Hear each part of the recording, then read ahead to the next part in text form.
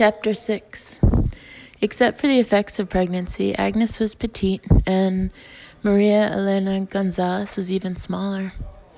Yet as they sat cater-cornered to each other at the kitchen table, young women from far different worlds, but with remarkably similar personalities, their clash of wills over payment for the English lessons was nearly as monumental as two tectonic plates grinding together deep under the California coast.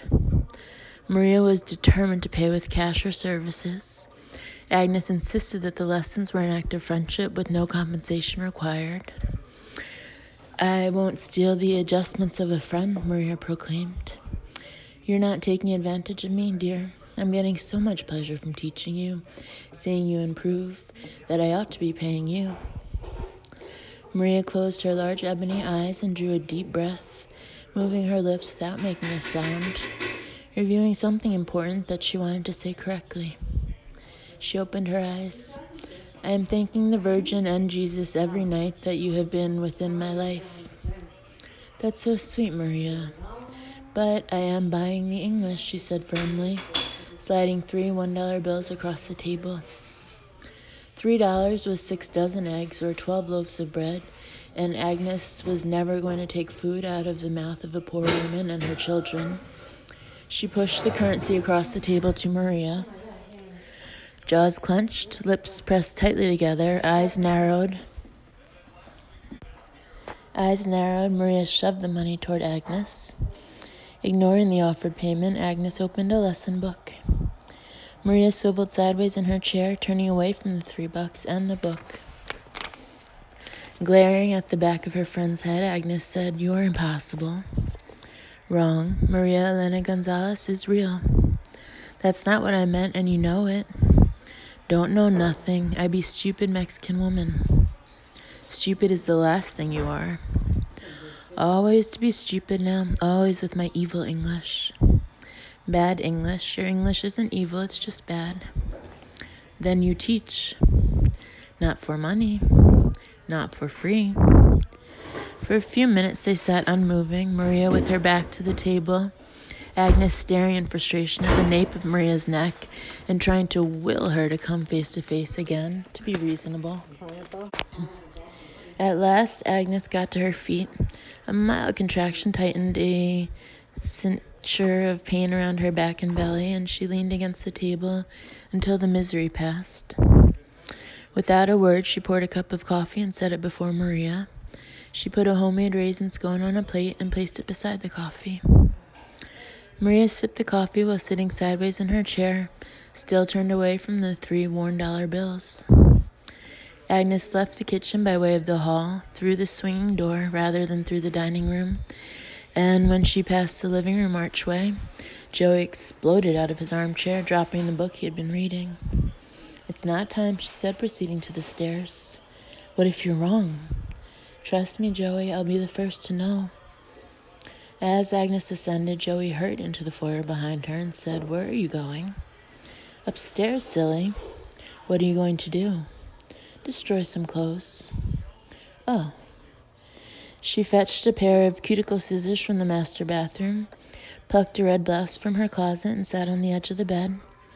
Carefully snipping threads with the tiny pointed blades, she turned the blouse inside out and unraveled a lot of stitches just under the shoulder yoke, ruining the front shirring. From Joey's closet, she extracted an old blue blazer that he seldom wore anymore.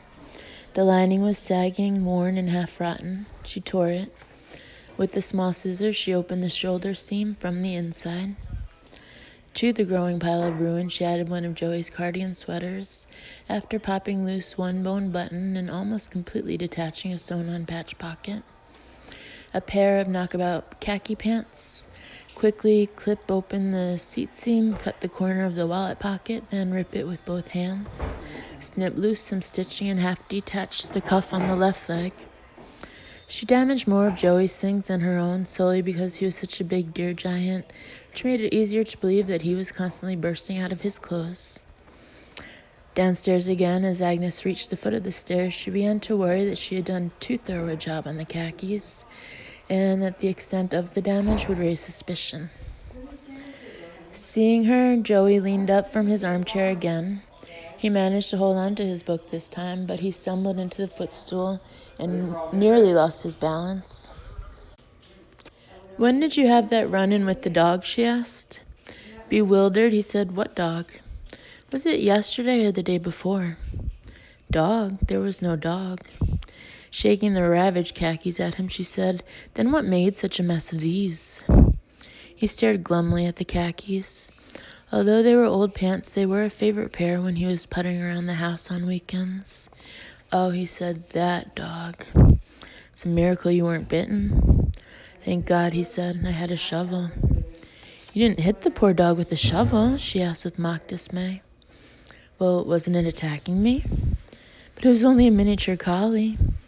He frowned. "I thought it was a big dog." No, dear. It was little Muffin from next door. A big dog certainly would have torn up both you and the pants. We've got to have a credible story." "Muffin seems like such a nice little dog. But the breed is nervous, dear. With a nervous breed, you just never know, do you?" "I guess not." "Nevertheless, even if Muffin assaulted you, she's otherwise such a sweet little thing. What would Maria think of you if you told her you'd smash poor Muffin with a shovel?" "I was fighting for my life, wasn't I?" "She'll think you're cruel." "I didn't say I hit the dog." Smiling, cocking her head, Agnes regarded him with amused expectation. Scowling, Joey stared at the floor in puzzlement, shifting his weight from one foot to the other. Sighed, turned his attention to the ceiling, and shifted his weight again. For all the world like a trained bear that couldn't quite remember how to perform its next trick.